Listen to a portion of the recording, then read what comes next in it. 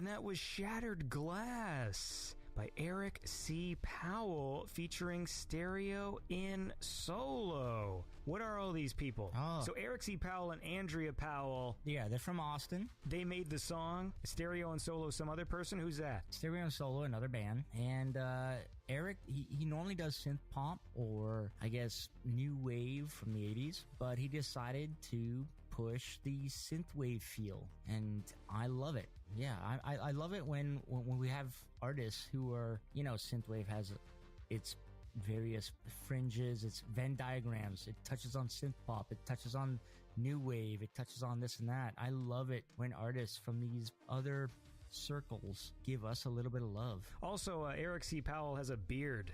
Oh, it's epic. He's filming a video right now, and he showed me a couple of stills, and oh my god. You know Faith in the Glitch, right? He had quite the epic beard. He cut it down a bit, but Eric C. Powell, he puts that beard to shame. Can you donate beard hair for wigs? I don't know, because when people want to cosplay as Vikings... Hold on, man. Can you donate beard hair for wigs? All right, let's do this. Best places to make a hair donation and how to do it. Hair donation to... Sorry, this is one of those things where it's like it's a funny thing to type in, but then when you remember why people need hair donation, it becomes instantly unfunny. Yeah, it's not funny. Let's see here. More than half of all Americans donate clothing, food, or other personal items. In recent years, over $390 billion was donated to charitable organizations. Blah, blah, blah. What the fuck? Why can't people just write articles and just get to the point? You ever notice that? Like, anytime you want information, like, you go to an article and it always has, like, fucking 10-paragraph fucking preamble. Oh, yeah. This thing was called Best Places to Donate Hair and How to Do It. The first paragraph was all about the concept of donation. No, that's 2 paragraphs. Then the next thing, why should you donate hair? Again, 1, 2, 3, 4, 5... paragraphs. Then we finally get to best organizations for hair donation, literally what this fucking article was supposed to be about. And still no one's telling me if I can donate a beard. Stupid. That's like asking if you want to donate pubes, though. Like, it's the same kind of hair. Like, it's not gonna happen. Or is it? Oh. There's probably some people out there. I mean, maybe we're living in the wrong time. Maybe if you could, like, somehow send that back to the 70s, you'd have, like, this really, like, lucrative business. Anyway, play me some more music. Oh, God. Yeah, all right. This time-traveling pube donation business. So, anybody in the synthwave scene will know this artist from Denmark, Weiss. So he just released his 3rd iteration of this song called Wormhole. So here it is, Wormhole by Weiss.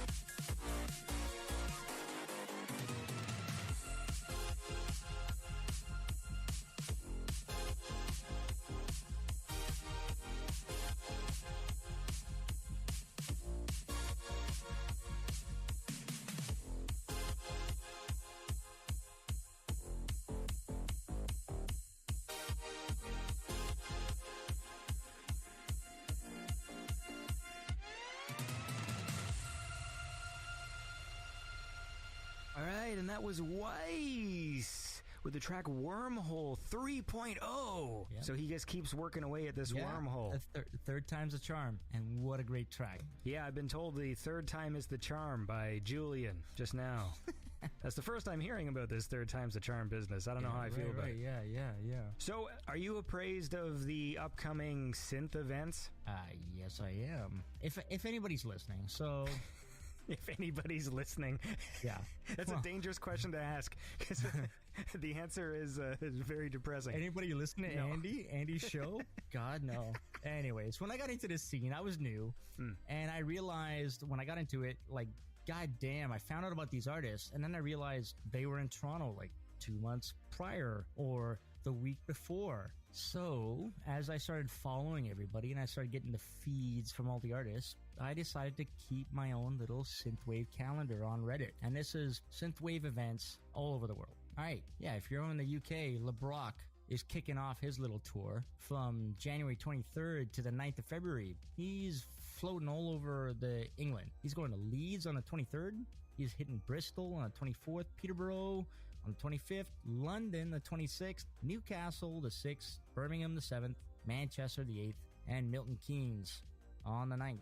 And every stop, he's got some wicked synthwave artists supporting him. There's a couple of other things I gotta mention. So January 25th, over in Vienna, Austria, Power Nerd is going to be playing with supporting artist Cosmo Cocktail. Shit, I should have Power Nerd on the show. Yeah. I chatted with him last year. The problem is, when I start reaching out to people to be on the show, and then I just get inundated, then I forget about stuff, and it's only when I go back and like clean up my Facebook inbox and my Twitter inbox and my email inbox and my SoundCloud inbox that I remember, like, oh fuck, we said we were going to do a thing and that we never planned a date, so I got to remind myself that I can put that on the list. Power Nerd. Yeah, Power Nerd, that's kind of a must. What else we have? We've got like January the 25th. Nina is going to be over in Barcelona, Spain with supporting artists Sunesis and Max Thor. Oh, cool. I'd like to do a catch up with Max Thor. Yes. No, I love Max Thor, man. We had a really funny conversation last time. The January 28th to February 16th, Ghost is going on this tour in North America, the Valediction Tour. Every city they're hitting, we've got our friends from the Synth Fam artists supporting them. So depending on where you are, what city you're in, you're gonna find Eli Arson supporting them, Destroyer, Gregorio Franco, Ghost Host, Corrine, so many more. So that's January 28th to the February 16th. Yes, they don't let ghosts into this country. Yes, I know. And you know what? They're not the only ones. Canada Customs can be pretty anal. Well, I thought you said they're not the only ones, like they're not the only country that they kick them out of. No. We've had a couple of. You know what? I shouldn't name names. Well, it's not their. It's not their fault. Well, I was about to finish that sentence, but technically, the reason why Canada doesn't let these people in, it's a stupid thing. Yeah. But it's like they don't do it arbitrarily. Let's put it that way. No. Yeah, I know. And you know what? They're most of these artists, most of the people that want to come in and do performances and stuff like that, there are some loopholes they can jump through. I don't know why Canada's so strict about this. I don't get it. I don't know if they're more strict when you're coming in as a musician than as a person. Yeah. Because I feel like if you're just visiting, I don't know that they're as strict about it. It's game on. As a musician, I don't understand these requirements. And now I'm kind of ignorant to this, but I don't know if it flips the other way around. If you're going into the US, I don't think it's the same level of restrictions, because you have Laserpunk who went into the US, but he couldn't come to Canada. So I think our Canadian customs, they just hate synthwave. No, that's it. All right, well, we'll start a hashtag. Get this fucking fixed. That's what hashtags do. They fix things. All right. You ready for a song? Yeah.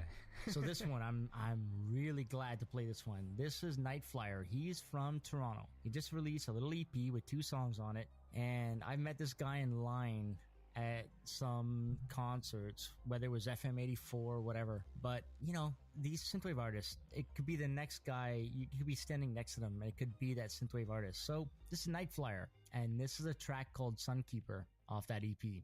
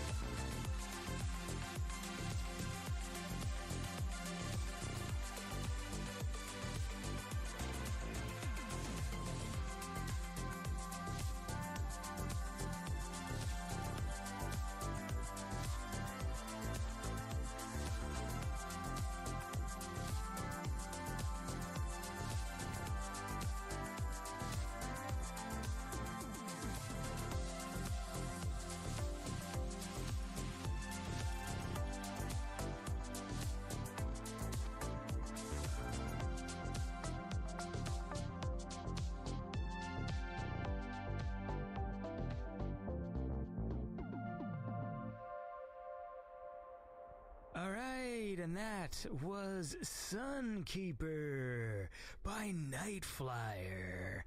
That was another pick of Julian's this week. We're just chatting here with Neon Fox about stuff. Mm-hmm. Is there anything you're looking forward to in the new year? Oh, yes. After my little visit to London last year, I realized how much fun it is to travel and meet all our fellow synth friends in whatever city. So I'm determined to go wherever I can this year.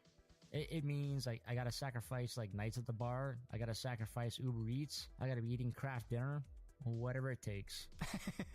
Yeah, I'm gonna be flying, renting hotel rooms. I'm gonna be in New York City for Zarina, Starcadian, Primo, and Tokyo Rose. And then wherever Outland may wind up, I'll be there. And there's Rhode Island, and then I want to hit west. I want to hit LA, Seattle, Portland, goddamn Vancouver with FM Attack, Betamax, Vandal Moon, Mecha Maiko. They're gonna be in like Vancouver.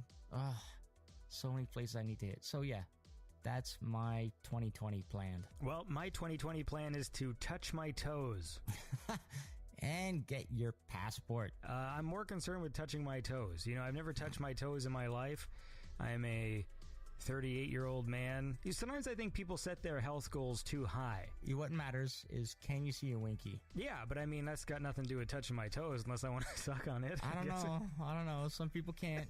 You know well, what? That's more of a belly thing, though. Like, yeah, for well, me, count your lucky stars. Well, I want to touch my toes for the flexibility aspect. I'm very stiff. We were on a little road trip the other day, and I got out of the car, and my back is like fucked. It feels like someone like punched me in the ribs.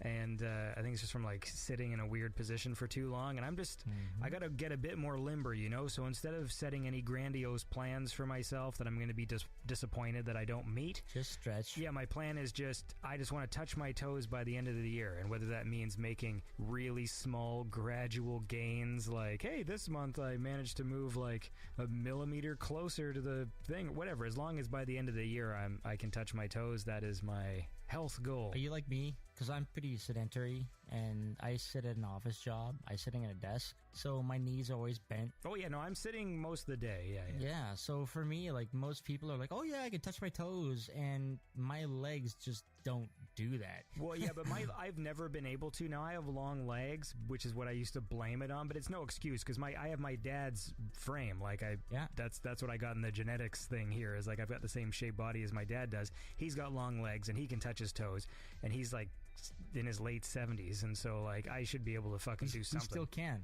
Wow. Right. Yeah, no, he's healthier than I am, man. Like he actually is, which is a joke, and so I'm feeling like shit now. Yeah, no, he eats like a rabbit. Like he eats only like healthy things, and he's always remained active. Like, cause for me, yeah, like I'm always just sitting and I'm very inflexible and stiff all the time, and the way that my body fucking cracks, man, like when I wake up and I just lift myself from the bed, I sound like a transformer. Like every joint is like, you know.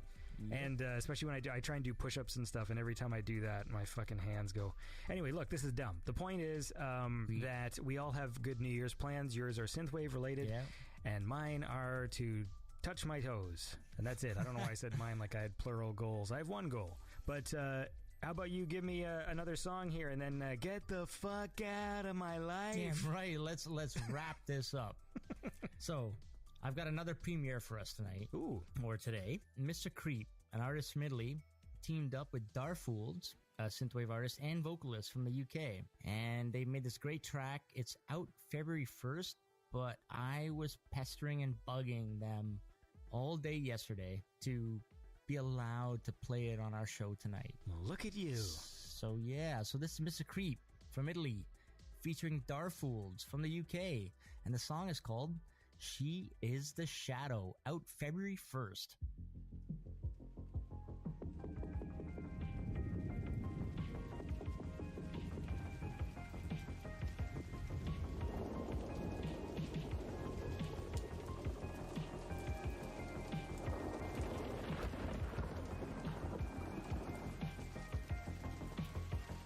Who are you? She is the shadow that's always behind me.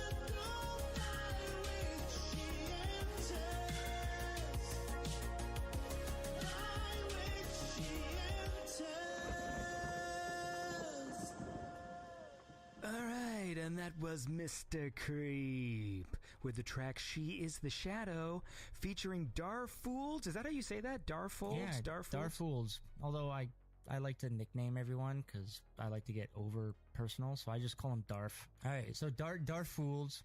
I think he mentioned on like Twitter or whatever what his name means. I'm guilty of not remembering, so I'm sorry, Darf. But he is so talented. He is so like, wow. He is, yeah. There's the eloquent words of Neon Fox. Yeah.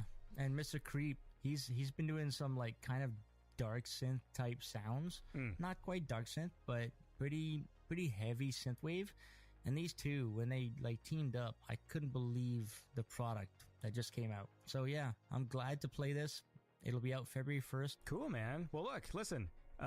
Thanks for your picks this week and pestering the artist for premieres and all that stuff. Yeah. And we'll catch up with you on the next live show. Yes, definitely. Thank you, Craver. Thank you, Eric. Thank you, Weiss. Thank you, Nightflyer, Mr. Creep, and Darfools. Than'd you, Neon. Andy. What? Who'd you forget? No, nothing. I was going to thank you, Andy. Oh. Yes. Give me my thanks. Yes. Listen. Pay the toll. Yeah, you have a lovely week, and we'll talk to you next week, man. All right. Where should people go? Where do they find Neon Fox? Oh, just look up Neon Fox on. Just type that Neon NEON FAWKE, whatever social media. And if you're looking for Andy, just look up Beyond Synth on whatever social media. You'll find us. That's true. And you also co-host Night Ride FM. Yes, I co-host the State of Synth on the Night Ride FM. The State of Synth. I fucking keep. Yeah. That's all right. With Dennis. I think now it's important that I never get that correct. You know what? No, I'm lucky. I'm lucky what I do. I like also that I was a guest on that show, and I keep thinking I was a guest on Night Ride FM. Yeah, that was epic. Yeah, but anyway, it's all good. But yes, you host that with Dennis G. Yeah, Thursday nights, correct? Yep, you got it. What's on Wednesday night? Well, it Is depends. that Karen's show? So Karen could be on Tuesdays or Wednesdays. It all depends. Everybody has to accommodate their lifestyle, right? Karen's got Just cater to the European audience, man. Do my show at, 12, 1 p.m. Eastern, which is, like 6 p.m., 7 p.m. Europe time. Because, all the guys on Night Ride FM, they all do nighttime shows Eastern Standard Time. And I think that it makes sense to maybe do a daytime show. Because I feel bad for all those people in those European countries. They want to desperately tune in, to a synthwave show live, and they're always asleep. Yeah, man. It's 6 a.m. in Australia. 6 a.m. That's fucked. Stay-at-home dads in California from Steve Infinite. Steve Infinite. I'm trying to say it all as one word, but, I love, by the way, there's this guy in the chat called The who keeps typing in a Scottish accent. Anyway, let's listen to some music, and we'll keep going, because I got some time. This is a track from Alone Wolf. It's called, what is it called? North Coast. And it's a cool track, so let's fucking do it!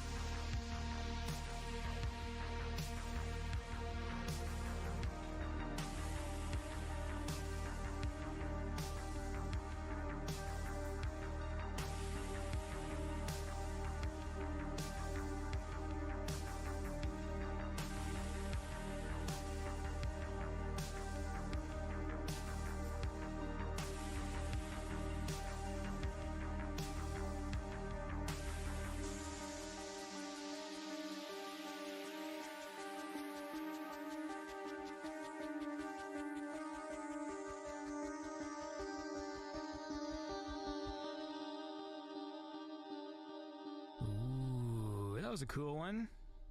Nice and dreamy vibes. You know I dig that. What's going on here? Thoughts on the new Picard show? Yeah, that's a good question. I don't know. Look, I don't want to be that guy. But all of my favorite franchises have been compromised. I think that's the best way to put that. So, it's gonna happen to Star Trek. You know, I like Star Trek, it's fine, but I'm not like huge into it like some people. I've really only watched the episodes that Florence got me to watch when we were doing the review. And I would watch more, though. I enjoyed watching Next Gen.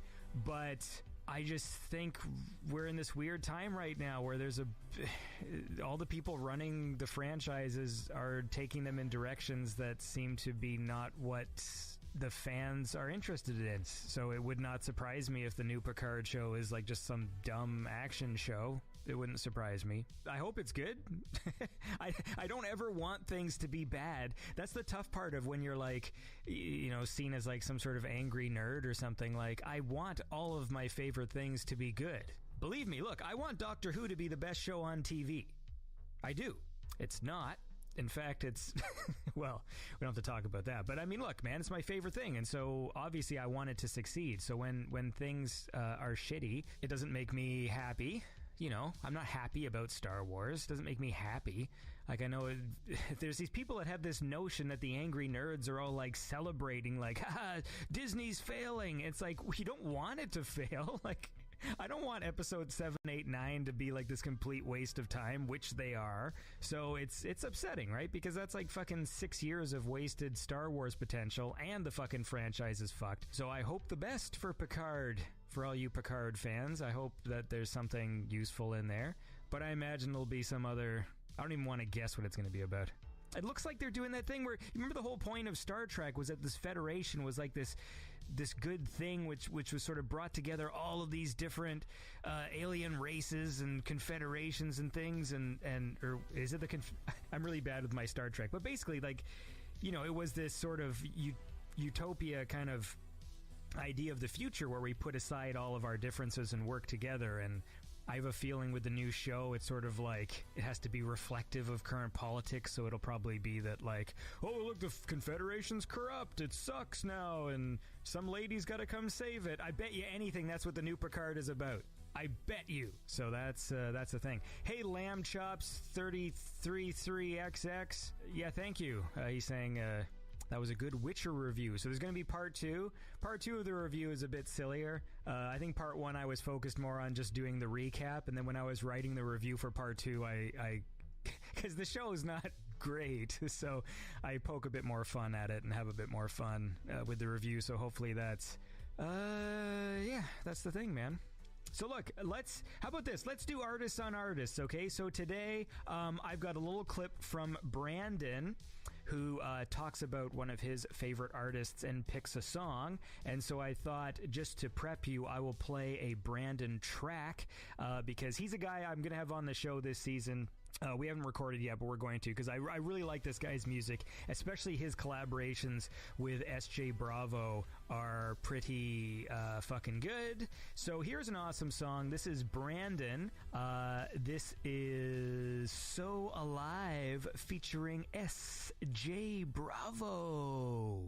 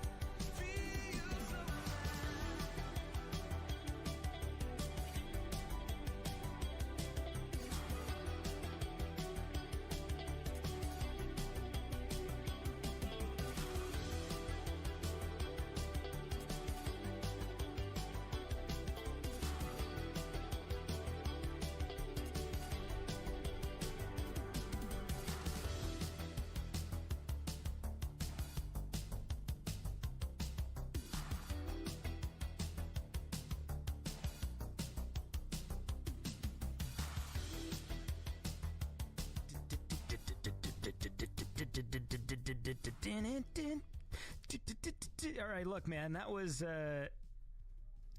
Brandon with the track So Alive featuring S.J. Bravo. And I had S.J. Bravo on the show. Forget what episode that was, because he was doing this thing where he was writing a paper or something, and he wanted to interview me as a source for this paper he was writing, and then I just recorded the conversation on my end and then just released it as an episode, because I think I might have turned it on him and then just started asking him questions, because I think he's a young guy, right? And anyway, he's great. Like, his collaborations with Sunglasses Kid are great. His stuff he does with Brandon's great. Yeah, man. That's that. So it's good stuff, and it makes me happy to listen to. And so how about this? Let's do the little, we'll do a little artist on artist here. Who's in the chat room? Oh, it's Action Jackson. Hey, Action Jackson. How's it going, man? Happy New Year to you. And thus says he's got tickets to see Ollie Ride in April. Yeah, no, Ollie's great. You will enjoy it. He's the best front man in this scene. He really puts on a show, and it makes me happy. He really does. He makes me smile, you know? There's something about people when they just have so much charisma when they're performing that makes me happy when I'm there. I'm very mesmerized by live music. Different people have different reactions when it comes to certain forms of art or whatever, but for me, like, music is... I don't know, I'm very captivated by it. And when I go see live performance and singers and stuff, like, I just sit there and I'm just really in awe of people that can do that, because I can't. Like, I have social anxiety. I know it might seem like I don't, but because people ask me to do stuff like that sometimes, where like, oh, why don't you get up on stage and introduce this or do that? And I'm like, dude, because I was going to say puke, and then for some reason I wanted to censor that word. Like, of all the things I say, I'm like, I don't know, puke. That's kind of a bad word. But no, like, I'd be just thrown up all over the place, nervous and shit. But then I would get over it. What I find is I have this weird thing where it's all the buildup. Maybe other people feel the same way, but there's a lot of buildup when there's sort of social anxiety. It's the buildup to the thing. It's like your brain psychs you. You have to psych yourself. No, is that the expression? You have to psych yourself up, or you psych yourself up. Anyway, the point is, it's all an illusion, right? Because sometimes that happens to me when I go to certain events and have to record stuff, and I'll be all kind of like anxious, and then the second the cameras start rolling or I start recording, then I'm completely fine, because then I'm like, oh, I'm on, you know, I'm a talk show host now. And so, yeah, I guess the bottom line is just to get drunk. So let's hear this thing. This is Brandon doing his little his artist on artist. He's going to talk about an artist he likes, and then we're going to listen to them. So here we go.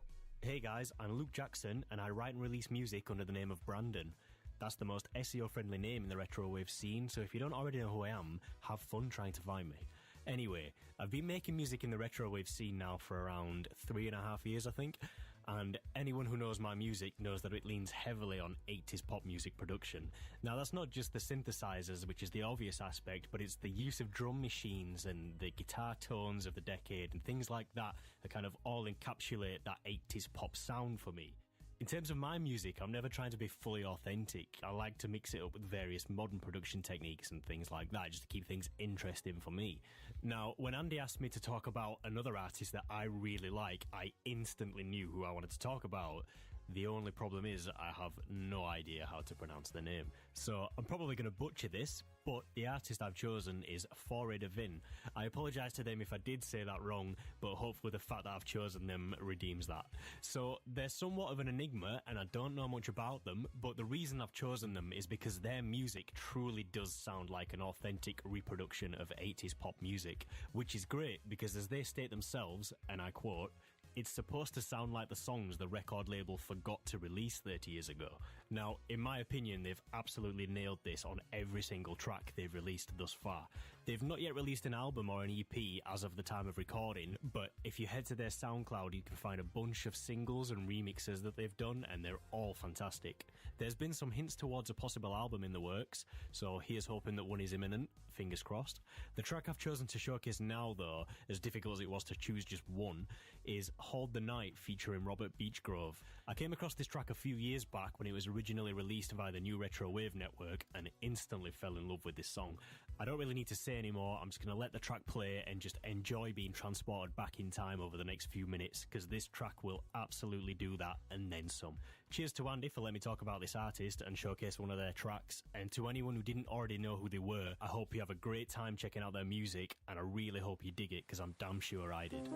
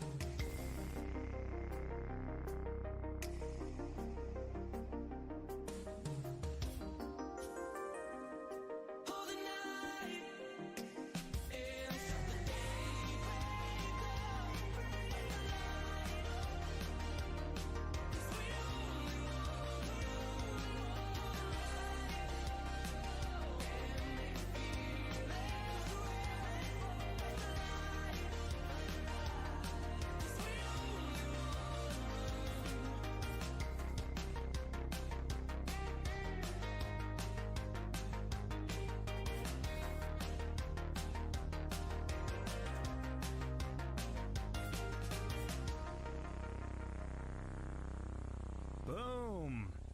Man. All right, look, that was Foray Devin with Hold the Night featuring Robert Beechgrove, or Foray Devin Wine. And that was Brandon who introduced that for our new segment, Artists on Artists. So I might also throw this segment into the regular show as well. For right now, it's just going to be a live show segment. And I've got a few artists who have already submitted theirs. And so if you're an artist out there and you want to do it, you can get in touch with me and just let me know who you want to do. Because I want to keep it... What's the word I'm looking for? Diverse. Like, I don't want everyone is like, you know, if I get like 20 people who are like, I want to talk about how much I love Perturbator or something. I'm like, no.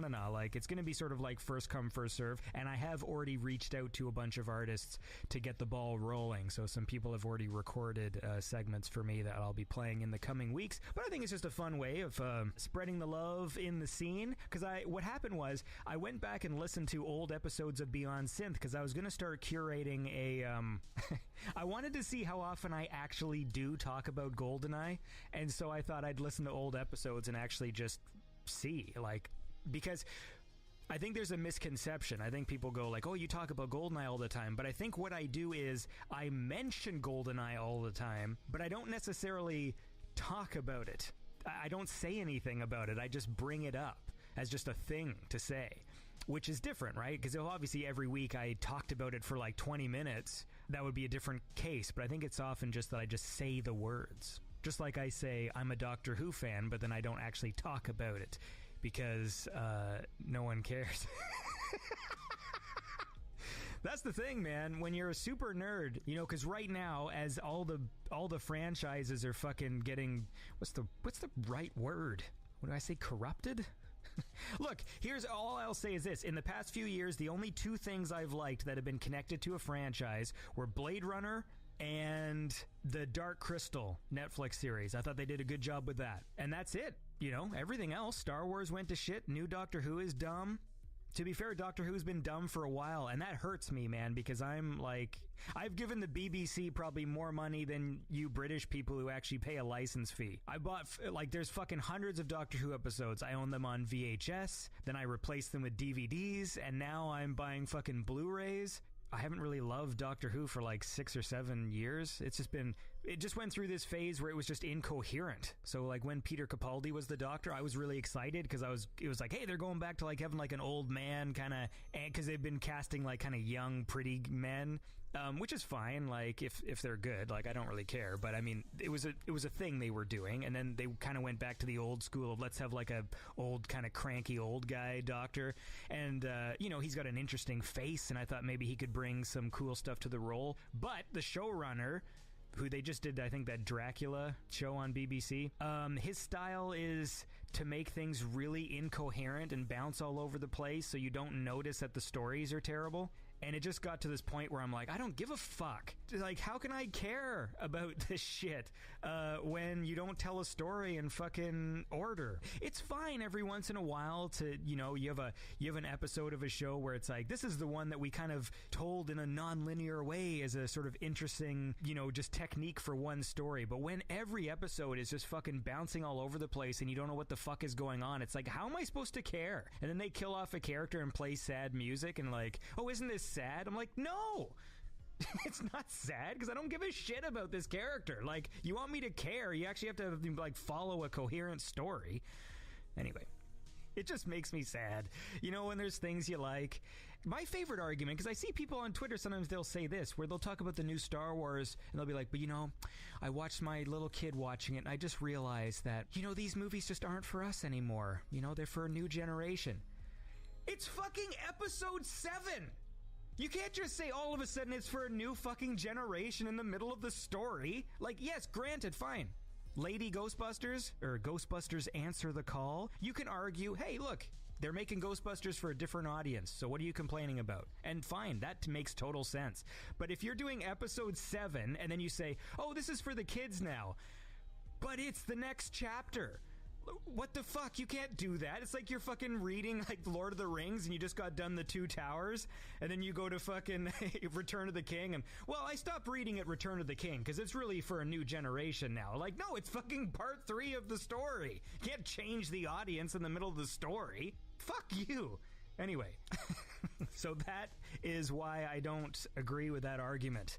All right? Like, it's fine. If you do a complete reboot, sure, like those Lego Star Wars cartoons, or I think there's one called Resistance or something. You know, you can argue, yeah, that's for a different audience. It's got a different animation style. It's featuring new characters.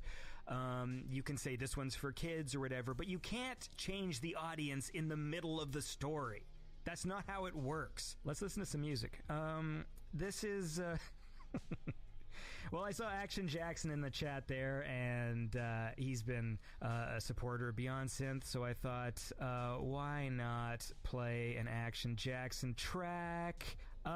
Which one are we going to play? I think this one's called Cyber Commando, and I hope you dig it, because I dig it. So, here, and I apologize for all that. Sometimes I get a little worked up.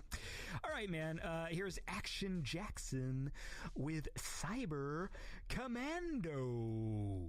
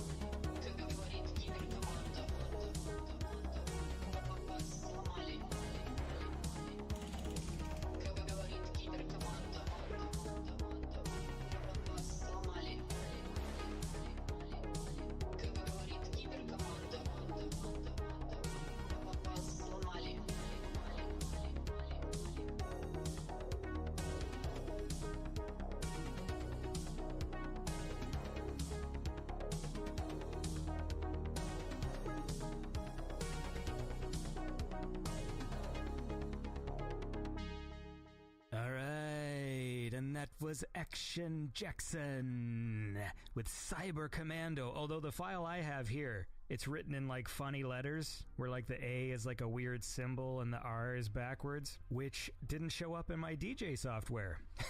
So it doesn't like your fancy letters, Action Jackson. Hey, Bedroom Eyes. Bedroom Eyes says they're searching for new younger audiences because that's where the sweet merch money is at, probably. Oh yeah, sorry. There's something that's sad when you know you're a cliche.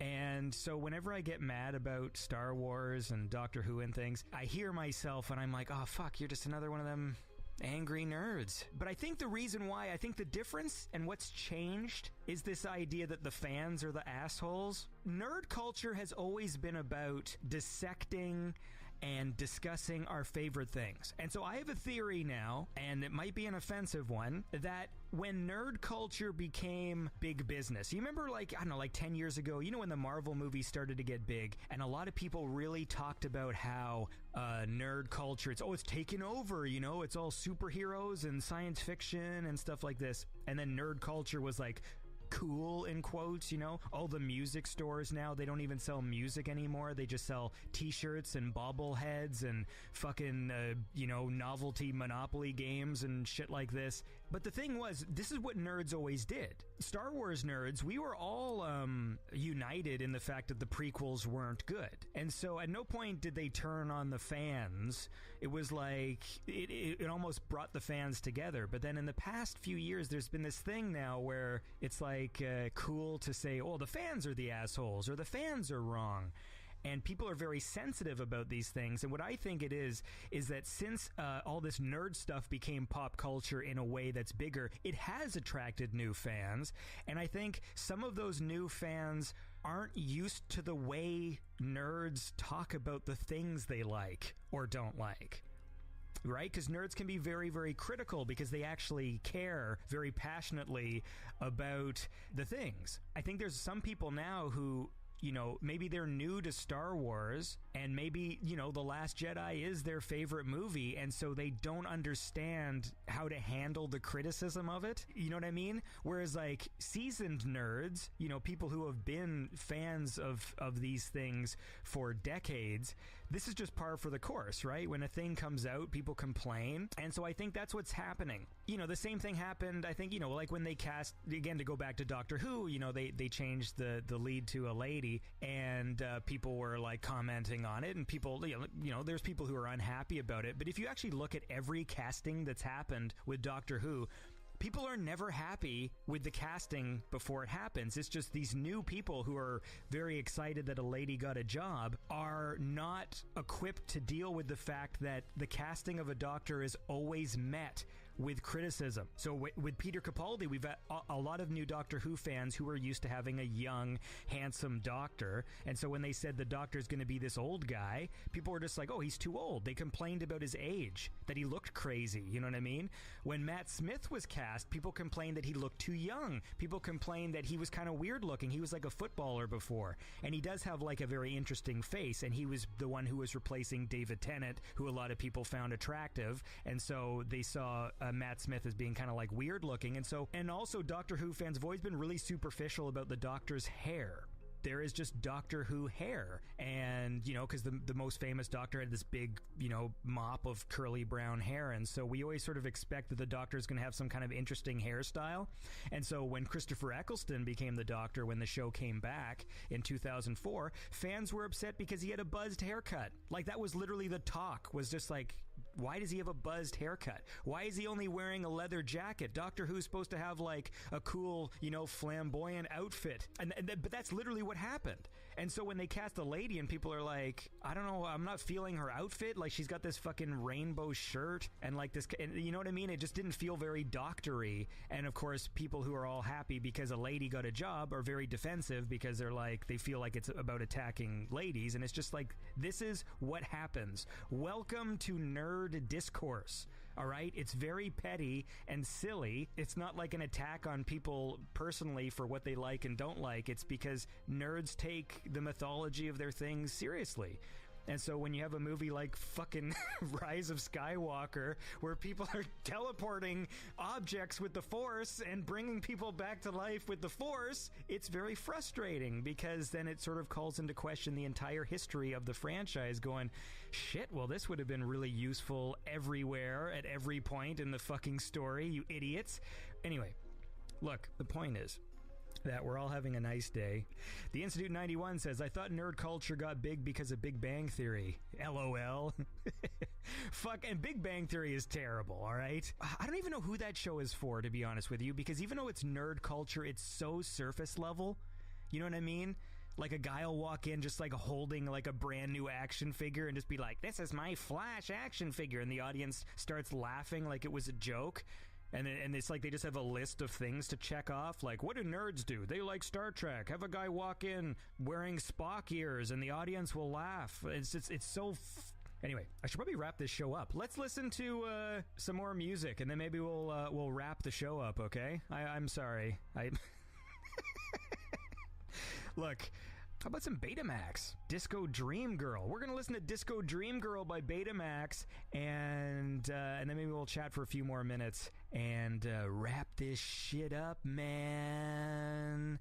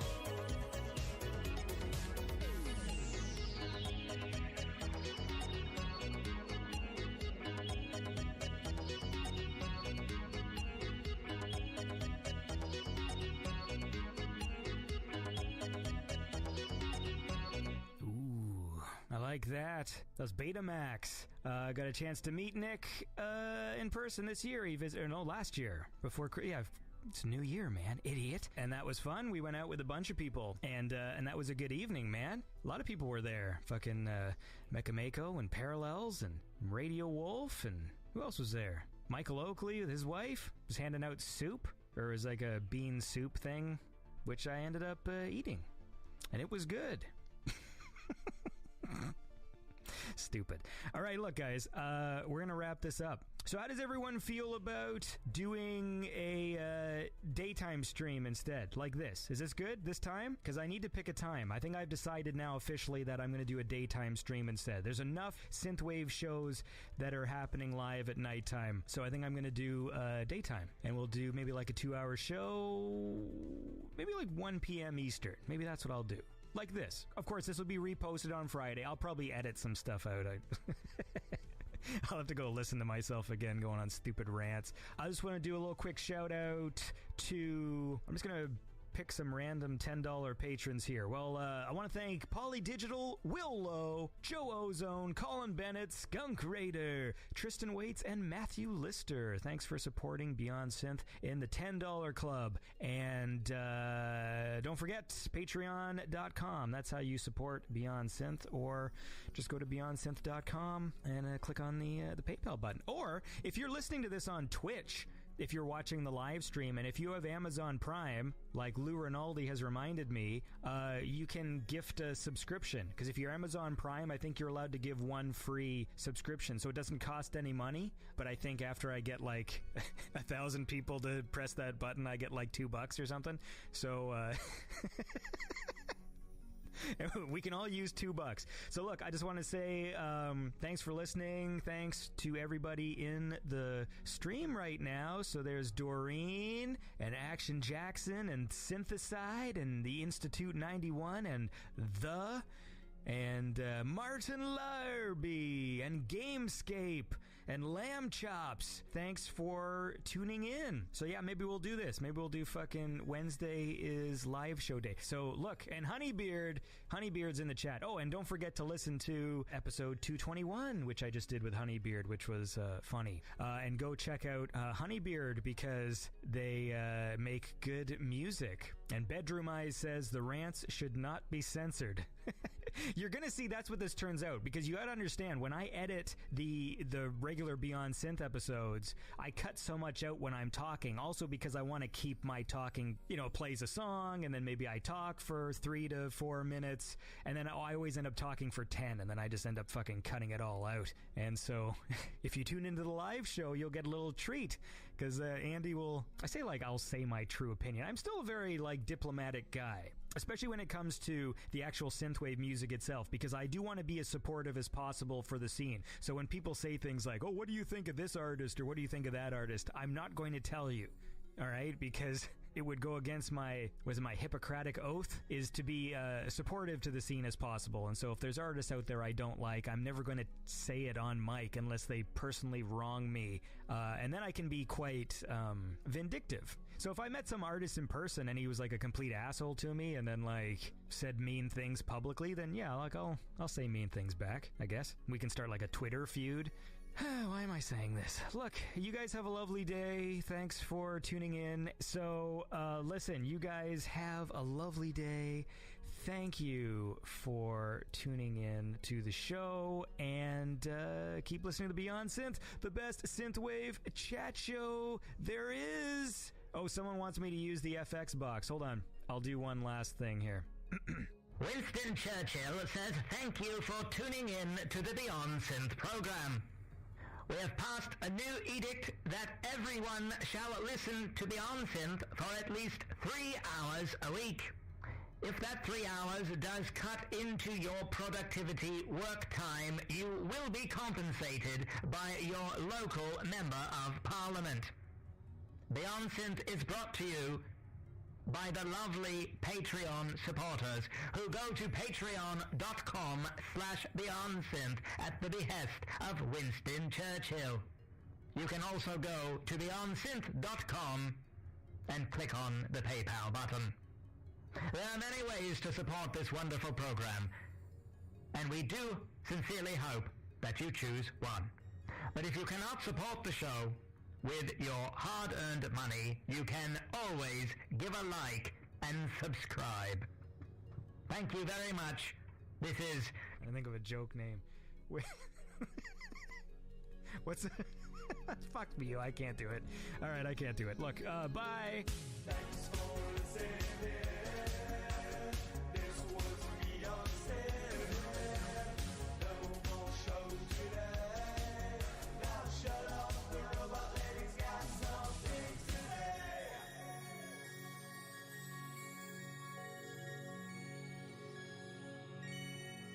If you enjoy the show, please consider supporting it by going to patreon.com/BeyondSynth, or you can donate directly on BeyondSynth.com.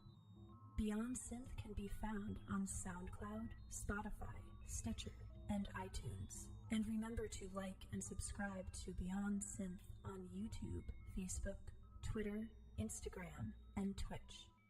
Until next time.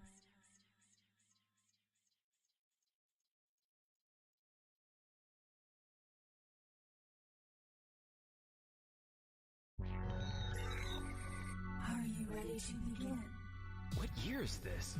The year is 2020, and this is Beyond Synth.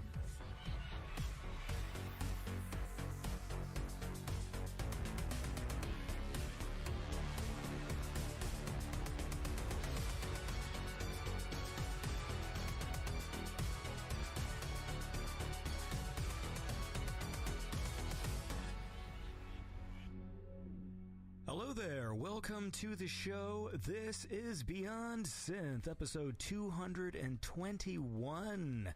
On the show today is Honeybeard, and I recorded with them a few weeks ago at Gary's apartment, and so it was an on-location episode, and we had a fun time, and of course we have lots of cool tracks to listen to, and that is what we are going to do today, because...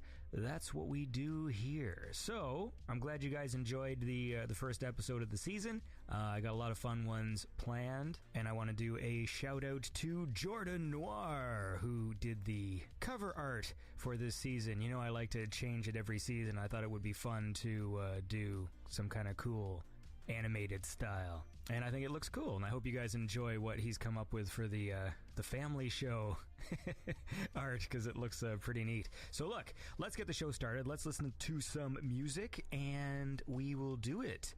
And this is a cool track from Born in 82. It's got a fun energy to it, and it is brought to you by my Patreon supporters. Well, we have a new one. We got Eric Sukens. Is that how you say your name? Sukens?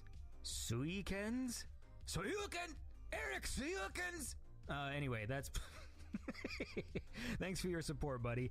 Now let's listen to this song. This is Lost Highway by Born in 82.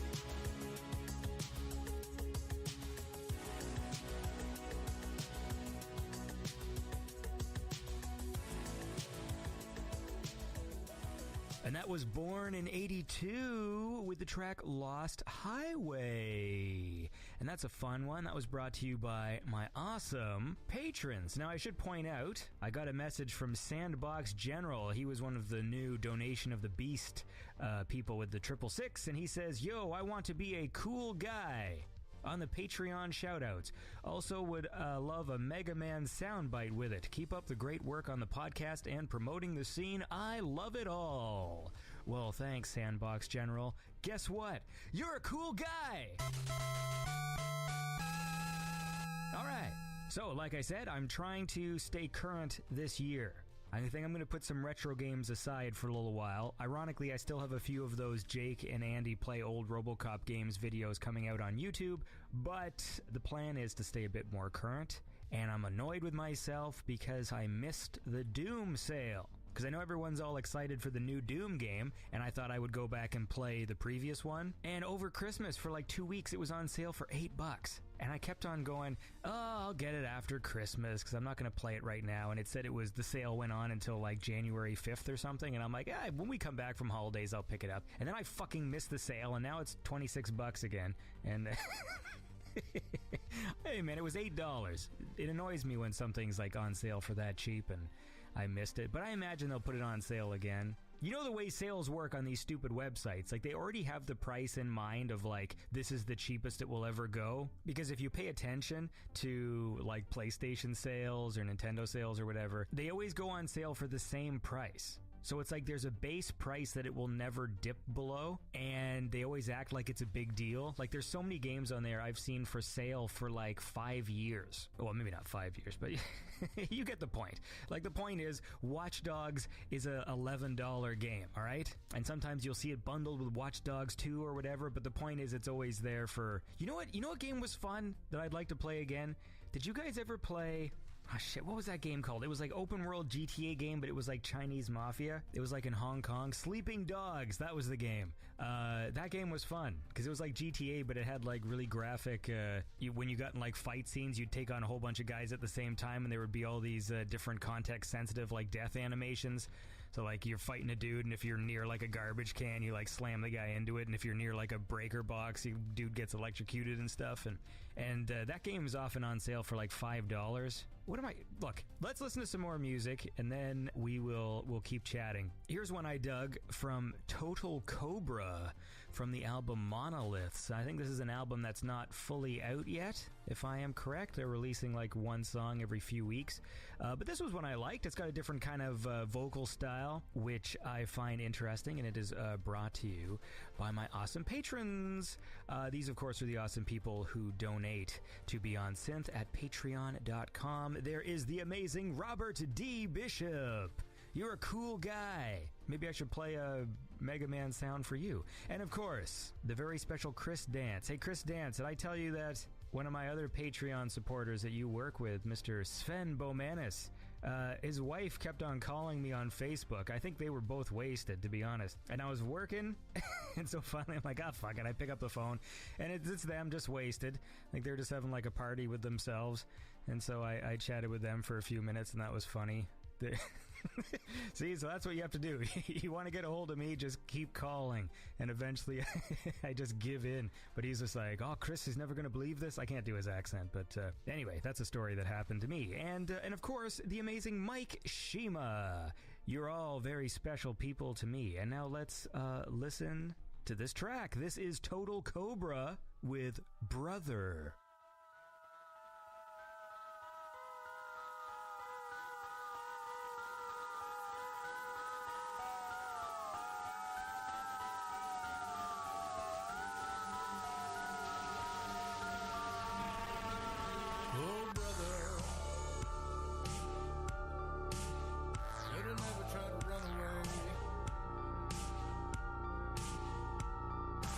Sitting in the back of a police car,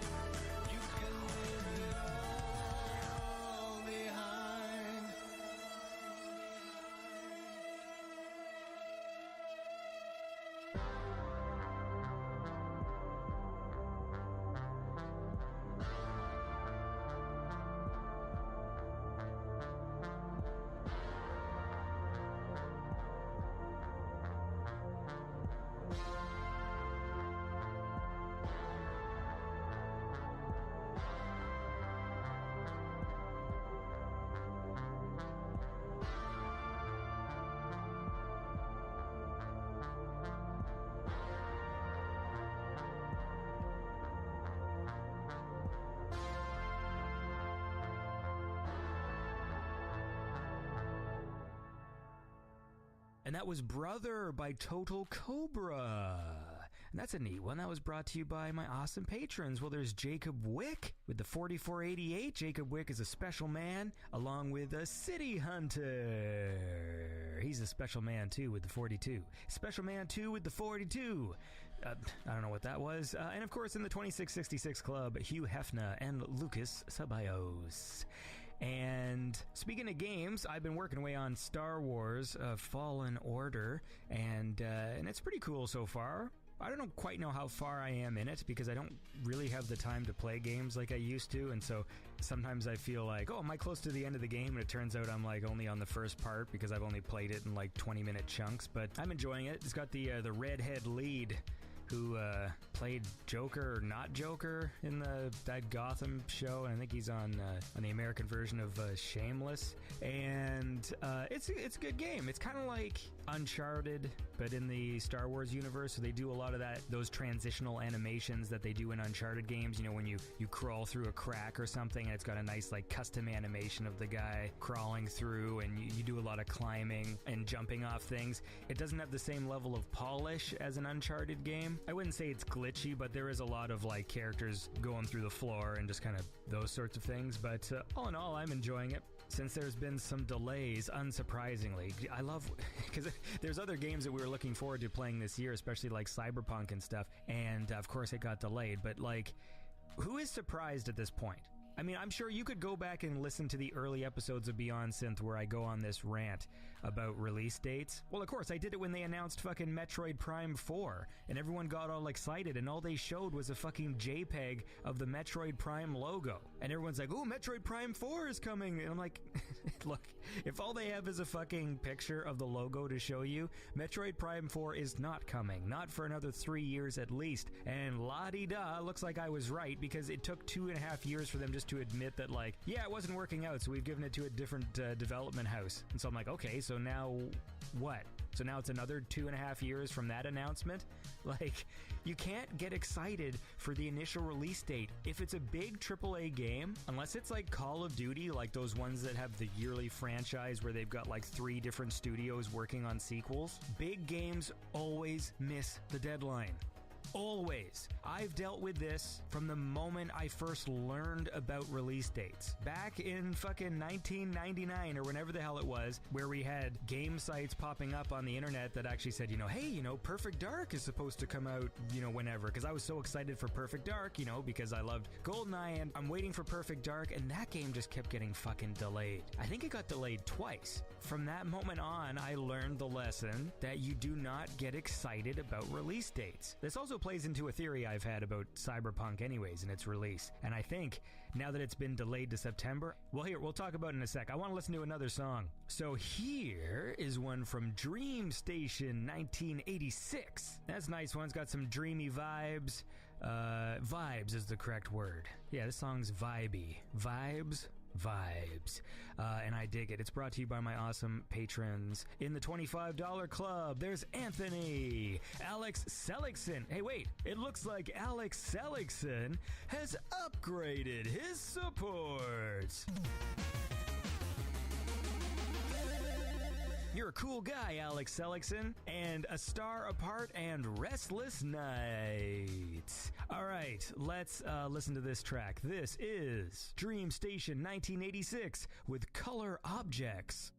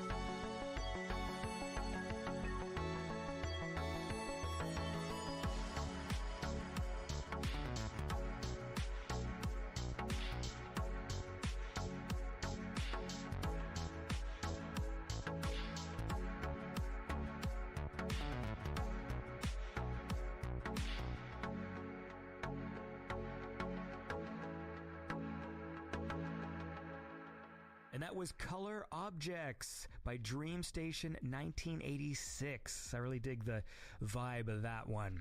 And that was brought to you by my awesome Patreon supporters in the $25 club. Well, there's Honeybeard. Hey, we're going to listen to them later on in the show. There's Tim Carlton, Johnny Five, and Pattern Shift. Oh, and Pattern Shift just sent me a message because last week when I was talking to Ollie Ride, I mentioned that synth sound in the background of Urgent by Foreigner. You know, that urgent, sound in the background. And Prophet of Jupiter said on the Beyond Synth Discord, which you can join, he said, finally finished the latest episode and it was great as usual. That's right. By the way, you comment on the synth sound in Urgent by Foreigner. Those sounds were courtesy of God of Synth Pop, Thomas Dolby. Science! So there you go. That's some fun trivia. I like that. Also, I finished building my Lego Slave 1. Lego. Sounded like I kind of went soft on that G there. Lego Slave 1, which is Boba Fett's spaceship. And I was building that on the weekend, and I posted my work in progress on Instagram. And I think I saw Restless Nights comment there because he was building a model car, I think, at the same time. It was one of those weekends, man, where we were all just fucking building, and I think that's pretty cool. So what was I going to say? Oh, yeah. So I always assumed that Cyberpunk was always going to have a deluxe edition on the PlayStation 5. Because it was coming out so close to the launch, right? Obviously, because the next-gen systems are coming out this coming Christmas in 2020. So I was like, oh, for sure it's going to come out with a deluxe edition. But I thought, well, if it comes out in April, I mean, I might still have to get it, even though there's going to be this deluxe edition for the PS5. But now that it's been delayed to September, it feels a lot more like that deluxe edition is probably going to be like a PS5 launch title.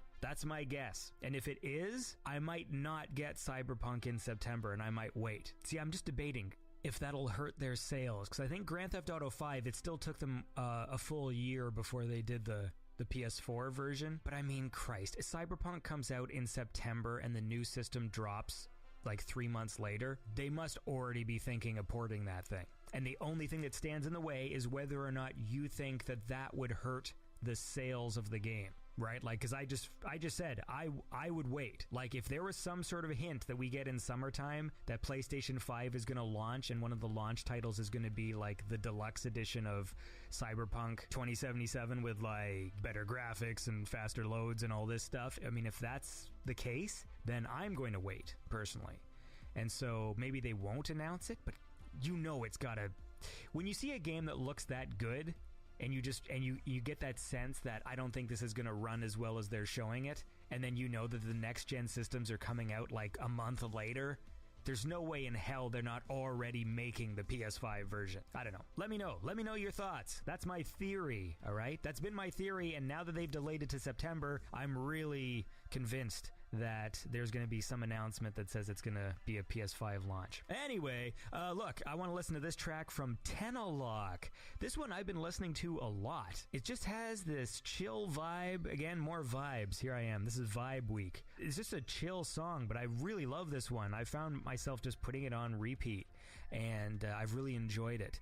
And it's brought to you by my awesome Patreon supporters in the $25 club. There's Kempson, Martin Larby. Oh, don't forget to check out the Patrick Fakeman blog. Type in Patrick Fakeman. It's like Patrick Bateman, but Fakeman. He writes cool articles that are, synthwave and retro related and stuff, and you should go check that out, Patrick Fakeman. And then, of course, there's Gregorio Franco, who I see has a Twitch now, so maybe one of these days I'll tune in and watch you play some games, buddy. And Blake Peterson, cool Mr. Peterson.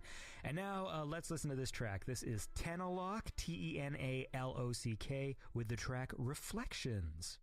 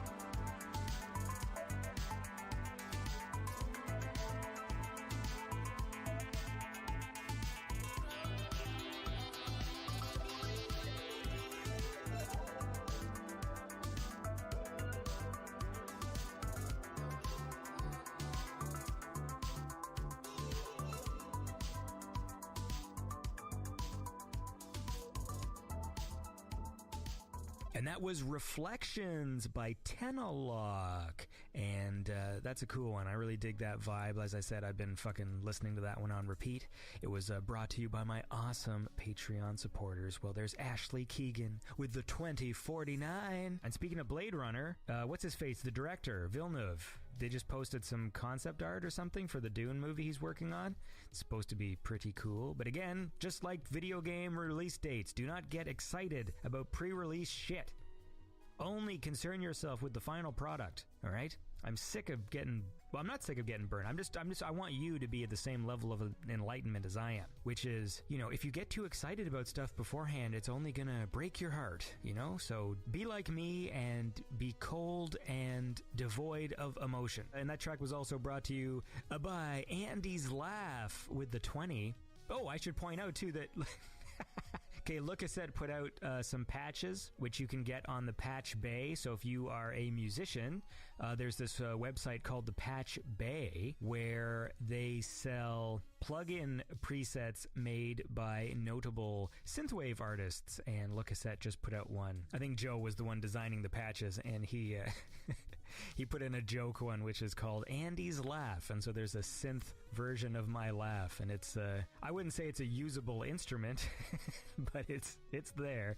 And of course, Rachel Buchelman with the 1985 and Murat with the 1984. As I said, we got Honeybeard coming up in just a bit. And if everything goes okay, I should be doing a live show. Well, if this airs on Tuesday, tonight. Eastern Standard Time. Now, I can't promise that I have relatives visiting, which, you know, my plan was to do live shows Tuesday nights. I'm going to try and do one, and if I do, you'll see me because it'll be on Twitch and Facebook and YouTube. And if I don't do it, then you won't see me. But either way, you'll still get your Beyond Synth fix for the day. But the plan is to air them Tuesday nights, do a live show on Tuesday, and then put the files on the internet on Fridays. So it'll be like last season, where you have a Beyond Synth on Monday or Tuesday and the High Five on Friday. So now the Friday will be the live show. And since Julian will still be doing picks, it'll be kind of like the High Five, except a little bit longer. And possibly with some audience participation and some fun little new segments we've been working on. And you guys should enjoy that. Or maybe you won't. I don't know. I don't want to presume what you like and don't like.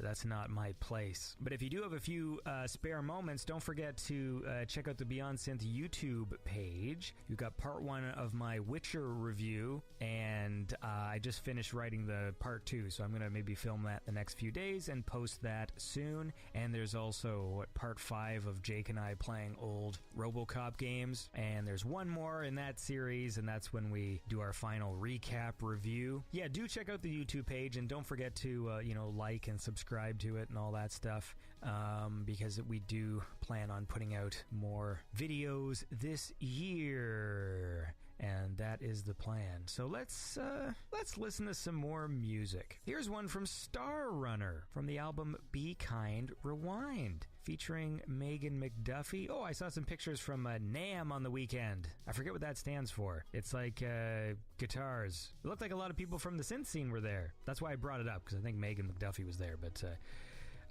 Florence was there. I saw a bunch of pictures of people. I saw Elevate the Sky, some others.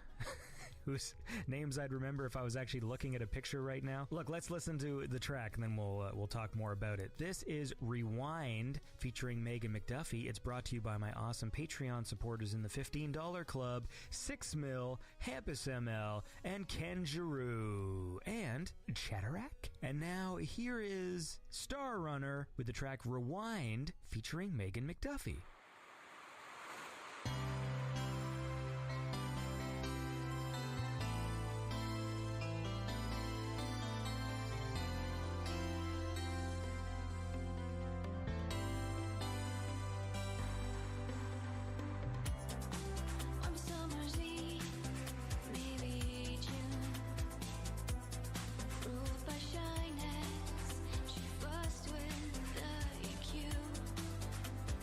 Look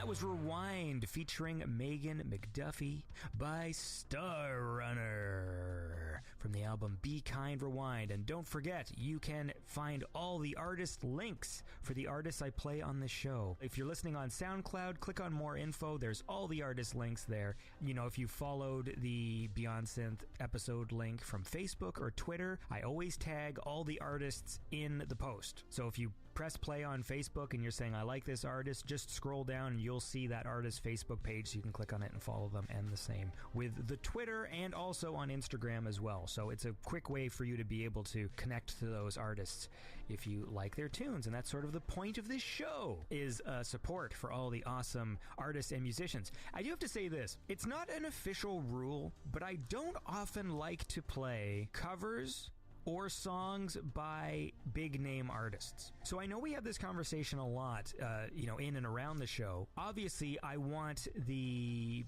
musicians who I, interview on the show and whose music I play to get a lot more recognition, because obviously I love this type of music and I want it out there. And, we do see certain aspects of synthwave reach the mainstream. And so there are artists where, a big name artist will, have a song that features kind of retro sounding synth patches or retro drums or whatever, and everyone gets all excited about it. And sometimes people will ask me to play those songs. Like, what was the last one? Was it By the Weekend? It was By the Weekend. It's that song Blinding Lights. Now, the song's fine. Like, it's a good song, and I am happy when the synthwave sound sort of penetrates the mainstream. The reason why I don't really play that kind of stuff on the show is they don't need my help. You know what I mean? Like, even if you're really excited about this track By the Weekend, it's like the YouTube has 42 million views. The song The Weeknd did with Daft Punk has 646 million views. The track Starboy has 1.6 billion? Alright, so look, I love the synthwave sound, I do. But another aspect of this show is supporting artists who have, growing fan bases. And I just don't see the point of sharing a song that already has 42 million views. Now look, we are also connected by the fact that, a lot of people got their start within and around this sort of community, right? So, another question would be, let's say Perturbator becomes so insanely popular that he's got songs where he releases a song and then it's got like fucking 40 million views, right? Would I still play a Perturbator track? Yes, I would. And the reason I would is because whether or not he's gone, his origin is still connected to this scene, right? There's a connection. Whereas when there's people who are already famous, like if Justin Bieber makes a song that has like synthwave sounds in it, he has no history or connection with this scene, and so they're just doing the sound. I'm gonna say it's cultural appropriation with it. They're appropriating our synth culture. So the point is, it doesn't matter. Whereas if you say the Midnight gets huge and they're posting their shit and they're getting like, a billion views on one of their songs, yeah, I would still play a Midnight track, because people who like that music, it is still a way that connects them back to the synthwave scene, right? So that's all I have to say about it. So look, let's listen to another track and then we'll go chat with Honeybeard. So this is a nice, speaking of synthwave, here's a nice track, just has a nice classic synthwave sound, which you will enjoy. It is by Mr. Garfield. It is brought to you by my awesome Patreon supporters. There's Mads Baron Christensen with the 1313, Prophet of Jupiter with the 1215, and we will never forget the immortal Chris Lyle Lane. This song is called Endless Summer, and it is by Mr. Garfield.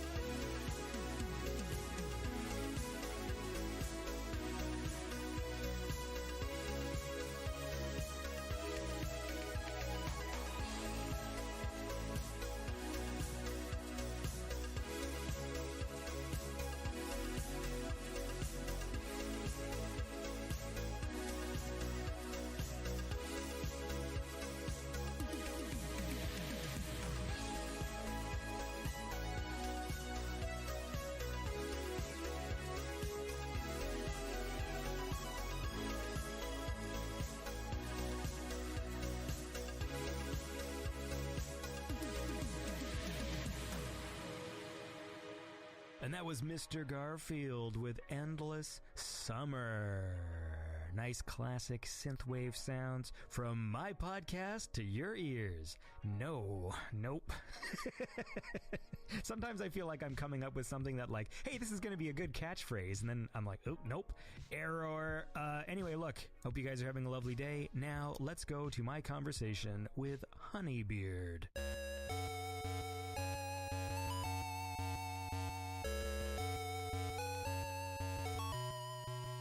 So is there any sort of, what do you like, is there anything you want to kind of touch on? Well, we can all touch each other. If you wanna...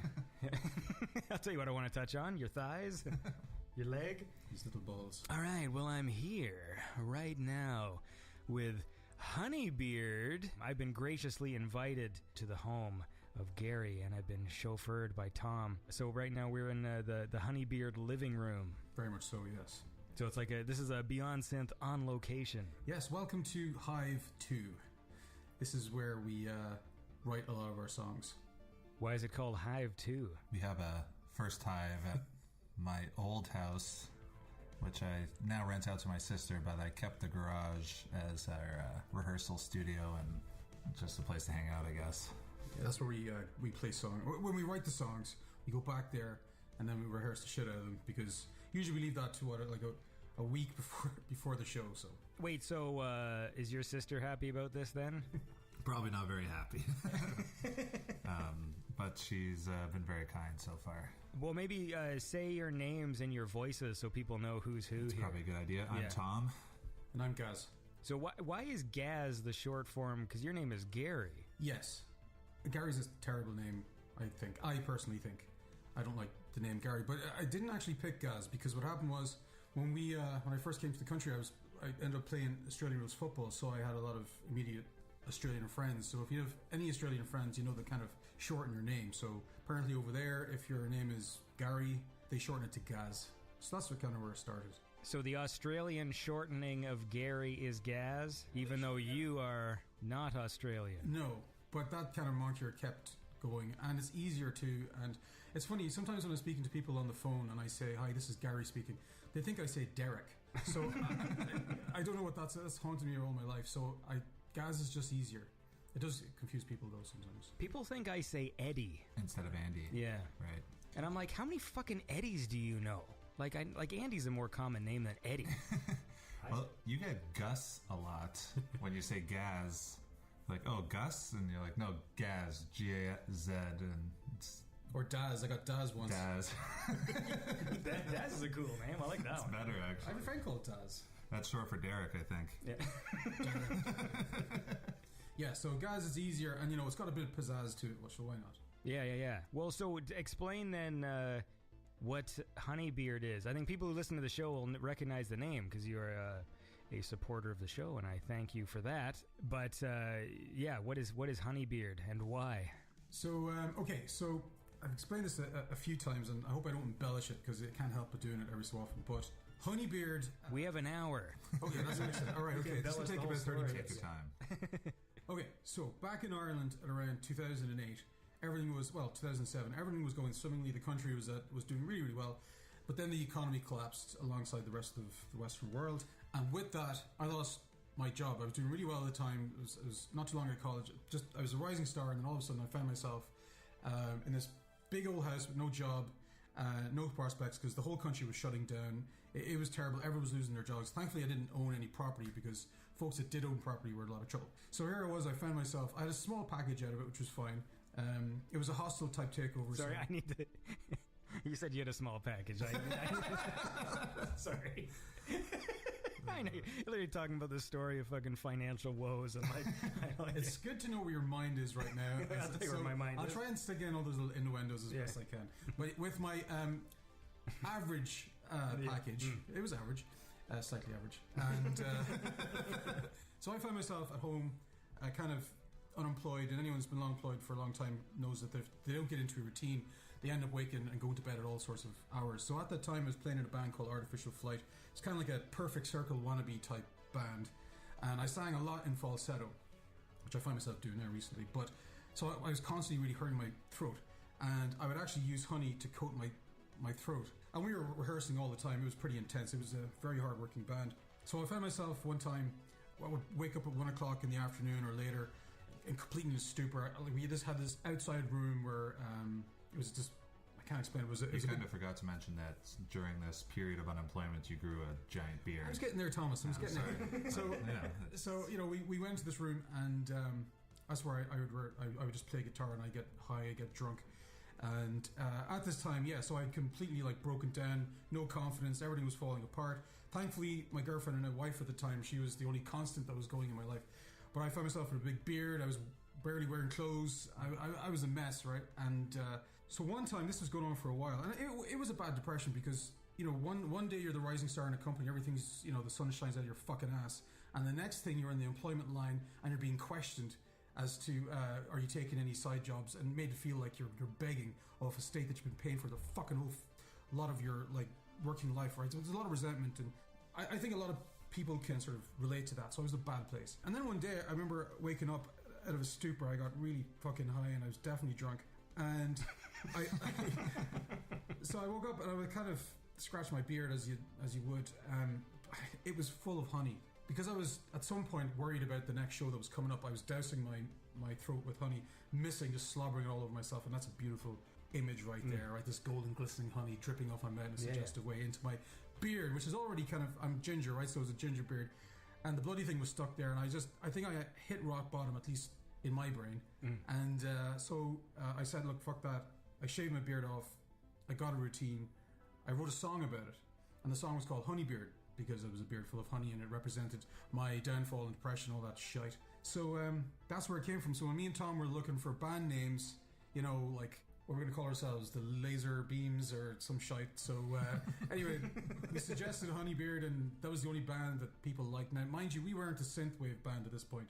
We at the time were playing, Tom was playing this 12 string and I was playing the normal acoustic guitar. We were going to be an alt folk band and do weird shit. Yeah, so that's where Honeybeard came into play. The name kind of fit better for an alt folk band, actually. We got booked a lot with folk bands in the beginning. We'd set up our lasers and they'd be like, what is this? The sports band would have double basses and violins, and they would have country western hats, and they'd just look at us like, what the fuck just walked in the door? Yeah. But yeah, that's what happens with our name. Well, how about this? Let's listen to a track, and then maybe we can explain how the... So that's where the name comes from, but I still don't know how Tom fits into all this. So we gotta find out. We gotta tease it out like it's like this tale we're weaving. Did you hit as much of a rock bottom? We'll get to that. Tease something. No. My life was great. It was, actually, All right, well, let's listen to this. This is a track called Into the Night. You picked Into the Night. That was one of our first ones. Yeah. Well, I like to go, when I have people on who haven't been on before, I like to pick random songs throughout. You can pick some, too, though. That Into the Night's got every single song I know you're going to have a problem with everything, but... No, not a problem. No. No, there's a terrible story behind that song. All of Gary's lyrics are quite depressing. Oh, yeah. Well, anyway, look, let's play it. This is Into the Night by Honeybeard.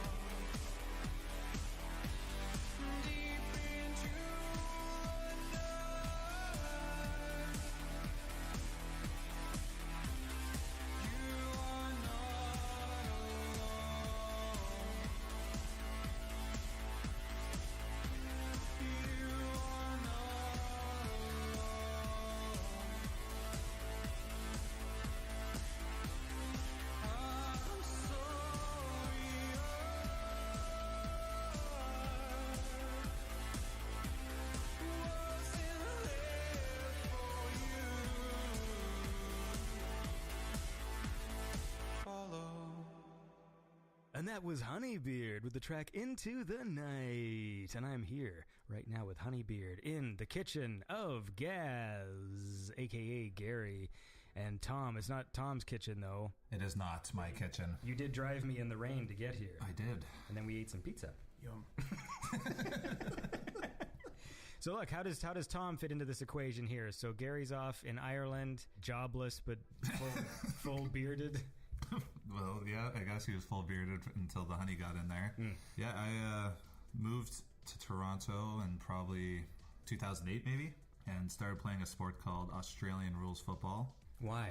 I played a lot of rugby, and I thought Australian rules football would be a less violent version of rugby. Was it? No, in the long run it wasn't. Made a horrible choice probably. But Gary, I guess, met a guy on our team and brought him out, and I think at the time Gaz was just trying to make friends, and really you came here to start a band out of it. Yeah. So the first question he asked me was like, oh, do you play any music? I was like, I play a little guitar and piano. He's like, okay, cool. I used to be in a band. I think we should start one up. I'll send you some of my stuff, and we'll go from there. I was like, okay. And the next morning, that was probably at like 2:30 in the morning at what was the name of that Backpackers? Was it called the Backpackers? It was called the Backpackers. It was like some pub, like it was a Backpackers bar, I guess. Sure. A bar of a hostel For backpackers.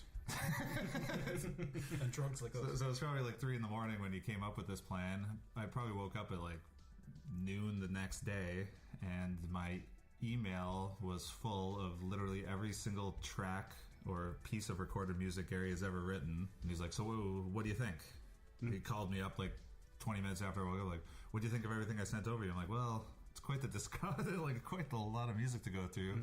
Give me a few weeks, and we just started this alt folk thing, and it kind of blossomed into Honeybeard because we wanted more sounds, I guess. Like, had you played in a band before? No, I didn't play in any band. I just knew how to play piano and guitar, and I guess that was enough of a qualifier to get into Gary's band. At the time, he knew no people, so... Well, this whole Australian rules football, hasn't that fucked both of you up? Yeah. I feel like every time I see you guys, someone's got a broken something. Yeah, it's been a rough summer. I had 9 good years and then 1 bad one, and that'll probably be the end of my career. Yeah, his left hand has a plate in it. You can barely move or feel even, you can feel it, but you can't move your fingers. Yeah, my fingers are all... So he's dominant left, and it's his left hand. So we've had to rearrange how we play live, because Tom's is sort of the engine when it comes to all this, the keys. So yeah, that's kind of... I don't think you can ever risk playing again, can you? I don't think so. No, I probably won't. You're done. I'm done. He's done. Retiring. Yeah. I broke an ankle this year. I can't remember which ankle it was. Yeah, it sucked. Well, yeah, because you were on crutches at Outland, right? I was, yeah. And it just happened a week before. Yeah. So I didn't want to miss Outland, so I'm glad I didn't. But it's... I don't know, I mean, like, I'm probably the oldest in the team now, so if you go in, if anyone's played sports and if you've had an injury, it's kind of psychologically hard to go back in there because you're worried about doing it again, because it puts you out. It's been crappy. In fact, my health's kind of gone down in general because I can't get fit, and it still aches and pains, but it's not as bad as Tom's metal plate in his hand. We had a guy, his finger, this year, his ring finger was ripped, like completely ripped off, except the tendons. He could hold it between his severed finger and his other finger. Yeah, that's gross. No, that didn't happen. We thought it was just he blocked a kick. Another guy, his wrist was in the shape of an S. It was an unusually high year for injuries. It's not usually like that. Oh, that's gross. I'm not really a big sports guy, so when I hear stories like that, it's like just so extreme to have fingers ripped off and stuff. Like, that's just... Yeah, it's a bit much. You got your nose broken once, Tom, in rugby, didn't you? A few times, yeah. Yeah. I got concussed twice. I got kicked in the head for going for the ball. Then I went for the ball again. I got kicked in the head, and then I saw like triple. And then all I did was just have a beer. But I had to take a week off work because I was putting the milk into the oven. My whole week was weird. My brain was fried. Were you working in a restaurant? No, just at home, just in the kitchen here. But no, I was, I had to, my boss has said, no, Gary, you have to go home and go to the doctor. Is your brain okay? Tom? No. You got to go back to this Australian rules football to get another member of the band. I think so. Well, I mean, Tom, you're fine. He can still play. Well, you'll be able to play, won't you? Yeah, it'll come back. Oh, we hope so. If not, yeah, I'll probably get another. So there's a metal plate in there now? A couple, yeah. Titanic. A couple metal plates holding the bone together. Just had an appointment today, on Monday. They said healed fine, except for the lack of movement, I guess. Cool. So you're gonna one of these days deflect a bullet? That's the plan. Just like Wonder Woman. That would be fucking... I mean, it wouldn't be cool to get shot at, but I mean, like, how crazy would it be if you did, and, like, you literally put your hand up and fucking... It's titanium. It should deflect like a normal bullet at a certain range and speed. Well, we could definitely try it. I'd imagine it's not very much titanium. It would have to be it isn't a finger bone or a hand bone. I think we best try it, though. Yeah, maybe with a BB gun first. Yeah, see, this Australian rules football. I'm not a fan of this. This sounds it's troublesome. Great. It's highly entertaining, and it's camaraderie, and when you get to crunch tackles and when you get to score, it's a great feeling. It's a great feeling. Yeah, I wonder how it felt for that guy whose finger got ripped off. Well, he got it sewed up. He'll play an S shape.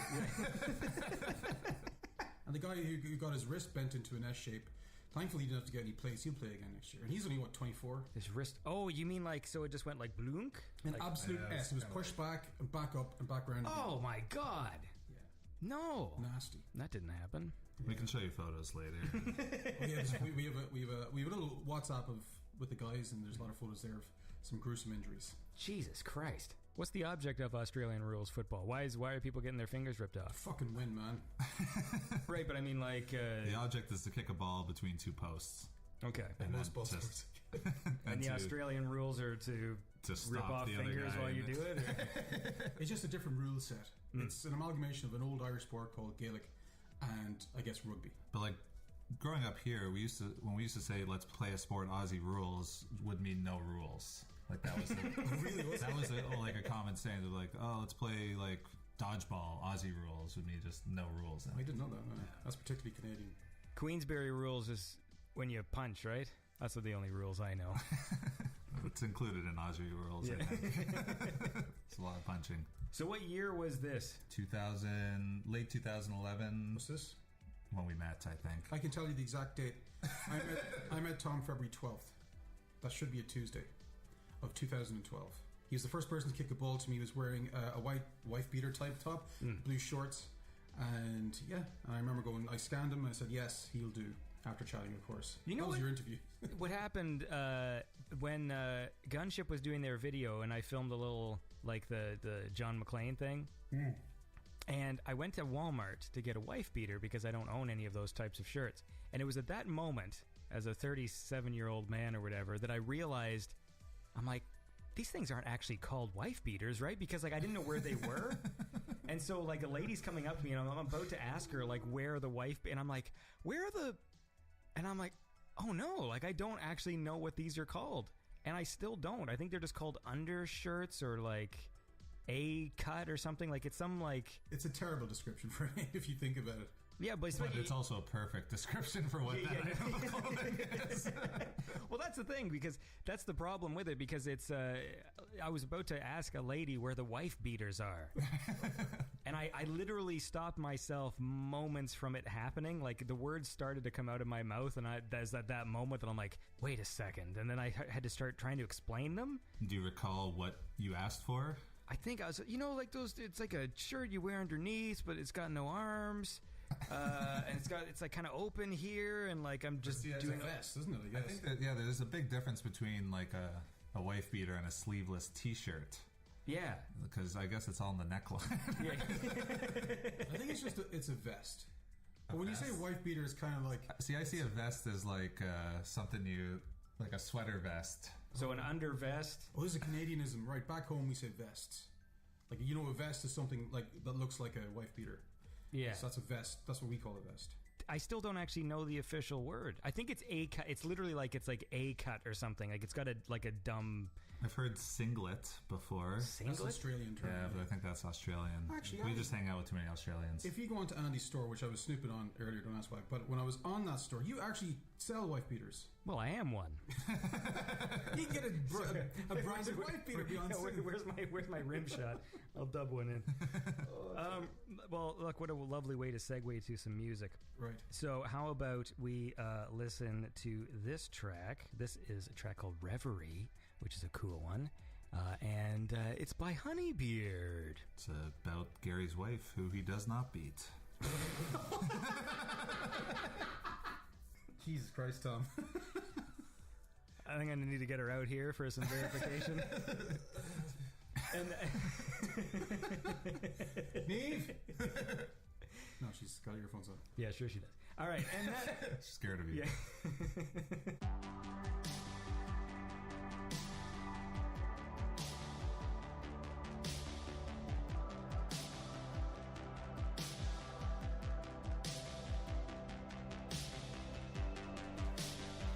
As I watch you slumber in the morning light,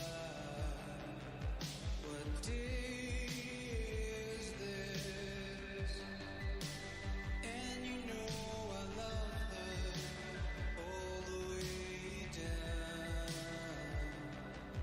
in the abyss. And you know the light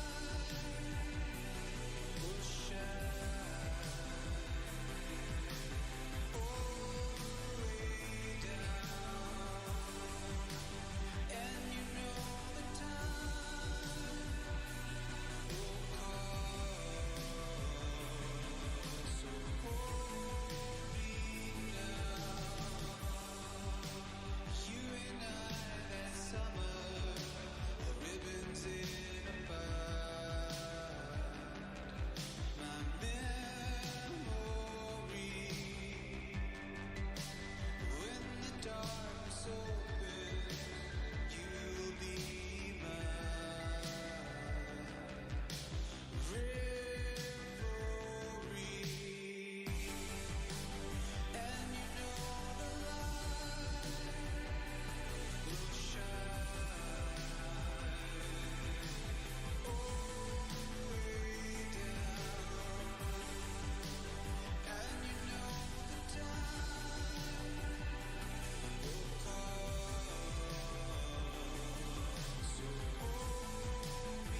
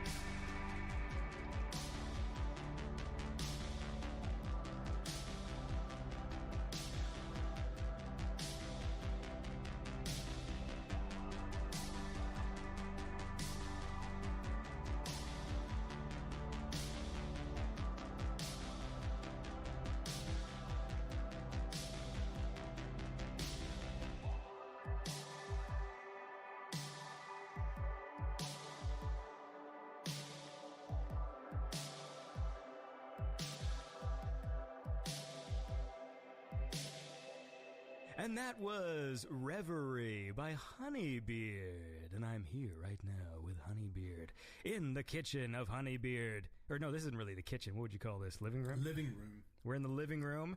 There's some Xbox on the screen that's on pause. And we're just listening to music. And that was a track called Reverie. We're just sort of jumping back and forth throughout the timeline here of Honeybeard. So where do you get your ideas? You want to field this one?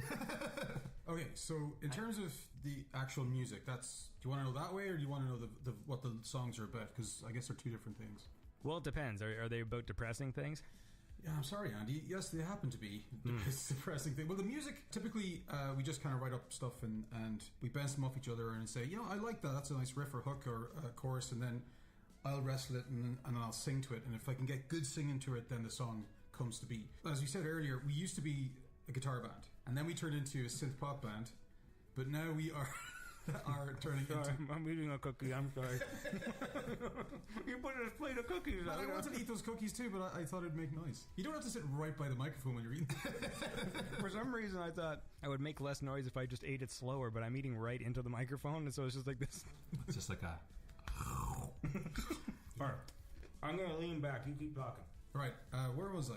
Yeah, so synth pop, that's where we were for a couple of years, well, a few years actually. But then we discovered synthwave. We actually discovered through the last song you played, Reverie. When we put that up, we discovered a lot of people in the synthwave community liked that particular song because it had those retro qualities which we set out to do, because 80s are always in our blood anyway. And from there, well, I had already discovered Beyond Synth at that point, and I was listening to you, and that just, in fairness, Beyond Synth opened me up to a lot of artists that are out there. And then I discovered that Dana Jean Phoenix was a big part of the synthwave community. And I was like, really? Because we had supported her, she'd supported us a while back. In St. Catharines, in St. Catharines, we were like, oh really? Wow, okay. So, and then we've always followed her. Like every time she put something out, videos, I always followed. I just never realized she was at the tip of this community. So we signed up with Retro Reverb Records, and by doing that, we said, okay, let's pivot our sound a little bit into synthwave. So we bought a brand new computer, big powerful beast that's out there, and we added a couple more synths, a bunch of VSTs, a bunch of plugins, some templates to help us along. And that's when we created the sound that's been sort of put out there today with Whispers of Light. So in terms of sound, that's where we went to, and it was a long one, right? And Toronto isn't very kind, I think, to synthwave. Either it's not kind to synthwave, or it hasn't really discovered synthwave properly. So, but even in synthpop, we struggle all the way through Toronto. So again, in terms of going back to your question, that was a purpose sort of pivot into synthwave, which I much prefer. It's highly enjoyable. But in terms of where we get our ideas from lyrically, so they come from my brain and experiences, and they're typically not very happy experiences, but that's okay, right? Because we usually hide them under sort of happier dancey pop songs. I don't think there's a song out there that has been pulled from experience that I have, even though it might sound fancy free, like I'm orbiting the planet about to fall. Well, that really is just about getting high and coming down, depression, those kind of things. We had this plan a while ago with our first EP, 1,000 Million Things, that we would lyrically tie every single song together for the next few albums or releases. So currently we're like about 4/5 the way through that project. So I actually had a list of how all our songs line up in a big long narrative, but when I got a brand new computer, I lost that information. Anyway, digressing. Yeah. Every single album. You shouldn't have upgraded your operating system, man. That's what happens. I really hate Apple, man. I really do. But then again, I don't know. Catalina fucked me. Yeah, it did. So all our ideas are going all the way up from our first EP back in 2016 up until now, and our next record will probably finish off the big narrative thing, and then whatever. Yeah, but generally the ideas are ripped right from experiences that are typically bad, and that's when you type into that experience. And when you write, I like writing. I used to write a lot of poetry, and when you nail it and it comes out in a song, it's, I guess, cathartic, it's therapeutic, all that shite. Yeah. So then you are the lyric guy. I am. Now Tom did write some lyrics at the start, and he did write. There's one song that he completely penned lyric wise, which was Sig Sally, which is on our album, and that's about his long distance relationship with his now wife, which was the sweet one. See, that's nice. Yeah, it's the only nice not song. all depressing. Yeah, yeah. My it songs seems to be aren't. you're half of the band is the. We're a dark band, man. We definitely are a dark band. Coming into synthwave, looking around, it's palm trees and sunsets and countach vehicles. It's excellent, right? It's all this happy stuff. But there is a dark wave element out there that typically is from now. We're brand new to the scene, so we're learning about through you and through other like Forever Synth and I don't know what that is. Right, and Nightride FM, like discovering all this new music. And, never heard of it. Pardon? Sorry, that's what I do to all my peers. Oh right, I see. Yeah. Well, so we're discovering all this band. I guess the kind of stuff we write is a little bit darker and it's a lot more layered. And after you listen to it, if you read the lyrics, you can go deeper and deeper into it. So there's a lot of layers put into it on purpose. Yeah, it's a tricky thing, because I was very Canadian what I just did. When you talk about the synthwave scene, because I think a lot of people had this impression that Toronto is somehow like this kind of bustling synthwave scene, and I think it's the same everywhere. It's this pocket of small communities, but they're just spread out all over the world. Because it's like, I see the pictures from the shows they do at like LA and stuff. And, I talk to Florence about them and she'll play at them. And it's the same thing. The way pictures are taken from these events and all of these things is we get this impression that like, oh, look, all these people sort of showed up. But it's the same. It's like when you guys do shows in Toronto and there's like, 20, 25 people that show up and it's like a recognizable crowd. It's the same in LA. It's the same like when they do their shows. And it just seems to be those big shows like the Outland, for example, where they just are really good at marketing and they've put together some really impressive things, because it's tricky, and also too with the type of music you make. I think that makes it tricky as well, because it's like I guess I'd sort of put you in the same place as kind of like an empathy test, kind of in terms of tone, and that's a tough one for live You know what I mean? Because some of the other acts that are a bit more like kind of dancey and there's a different vibe they elicit, but then at the same time, a lot of the synthwave crowd are these kind of nerds who wouldn't dance anyway. So it's a funny, it's a funny thing trying to. I don't have a handle on it. Like I wish I did. I'm still working out what works and what doesn't. And well, I think that's the exciting thing about it. I think being at the start of, and it hasn't been. It's not the start. It's been going 10 years and more. But I think there's potential for growth. It's very corporate, but that is the case. I think it can get bigger. I guess people. Here, it's in all media. It's saturated everywhere. People don't realize it's an actual musical movement that has taken something retro and has either paid respects to it but brought it forward. There's so many subgenres. Like, I still don't know what vaporwave is yet. I'm going to try and find that out. But it's growing, and there's all these different subgenres that fall under the now christened synthwave peer genre. I think it's exciting because, okay, so what you say, right? We have very dark lyrics. Our music's very dark. But if you come to a Honeybird show, we're fucking out there giving it socks. You know what I mean? I'm pulling a Johnny Rotten, staring at people. Anyone talks, I'm fucking staring at them. If they're not dancing, I'm staring at them. And then eventually I'll hop out there and I'll start dancing with them. Is giving it socks an Irish expression? Yes. It means Why'd you look at me? Because you're usually my interpreter, Tom. It's giving it everything, right? Just giving it everything. Giving that live show of just... and people don't... Well, people come to expect it from us, but we're just dying to play more synthwave shows just to see what other flavour in terms of a live act we can bring. Are socks everything in Ireland? Probably pretty important. It's damp over there. Socks are pretty important. There was definitely a period in our recent history that we didn't have socks and traversed through the mud. Oh no! Through famines and oppression and whatnot. Oh, you mean this historically? Yes. This wasn't like some the sock famine. This wasn't like another Australian rules fucking football story. No. You asked about Ireland, right? Well, I'm all over the place. Let's listen to a song. I want to listen to... Jesus Christ. Let's listen to this one. This is a newer track. This one is called Like a Fire, and it is by Honeybeard.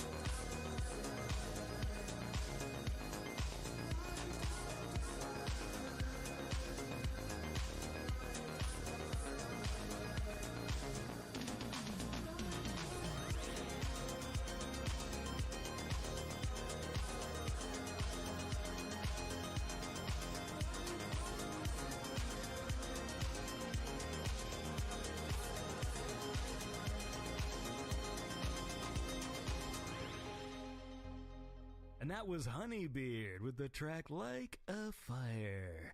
And I'm here right now with Honeybeard, Tom, and Gaz, sitting at the table, nibbling away at biscuits. I see you've left the tea bag in this tea you've given me. So I guess this is steeped. Is that what steep tea is?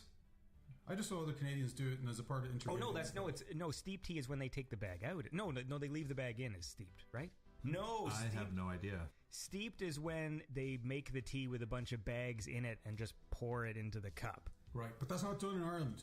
They don't like when you leave the tea bag in there. I think if you ordered a steep tea at Tim Hortons, you would have no tea bag in your cup. No, you would not. But if you ordered a tea, you'd have a tea bag in. Is that how it works? I don't know.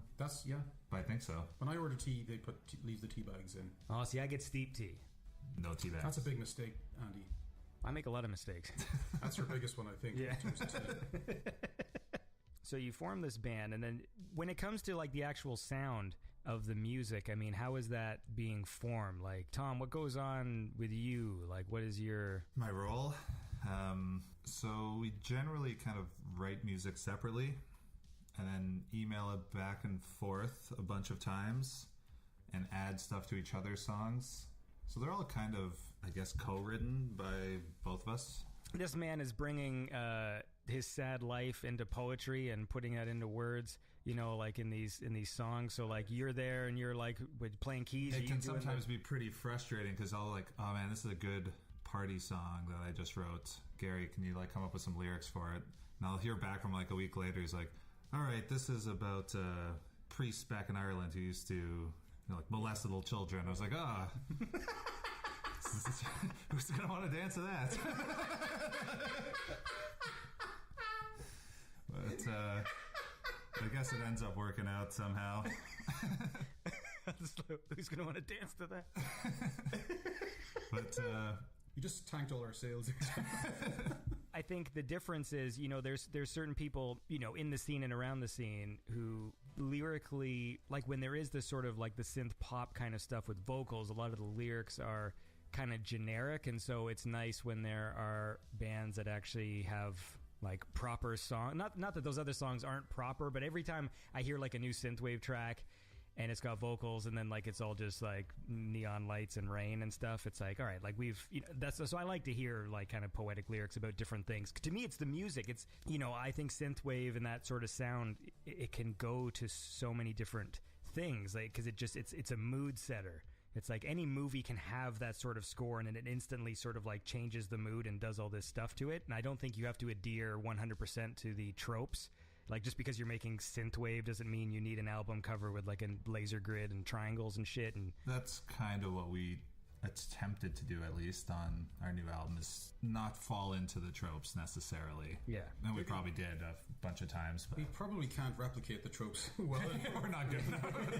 We're not that very good technically. it's funny because even those tropes now, and people still do it, because even in the early days, there were these joke compilations that I think it was Grooveworthy put together, and like all the people who were like in the scene at the beginning, like it's like 2013, as like Protector 101 and Vincenzo Salvia and Hoo Ha and all these people, and the whole album was making fun of the tropes of synthwave. And this was in 2013, and they made like 4 of them, and it was called like the Miami Dream Drive compilation tape deck volume 3, and it was like these joke songs where all the artists were making fun of themselves with like kind of parody names, and they just made really shitty electronic music. And then the covers were, you know, like neon grids and triangles and palm trees and stuff. And so even then, there was people in the scene who were self-aware enough to go like, wow, people are really doing all this shit. And then the chrome text came in, and then that was big. And then like, so now like the tropes that you see now, people are just discovering that they're tropes, and it's just like, dude, these have been tropes since the scene began. It was like, right, they've been there, like fucking chrome text, laser grid, palm tree, Lamborghini. I think that's still important. I think it's still important to have that. Tropes, I know it's easy to sort of shit in them from time to time, and sometimes we do too, just not do we fall into them as many times. But I think it's a very important signature marker for the genre.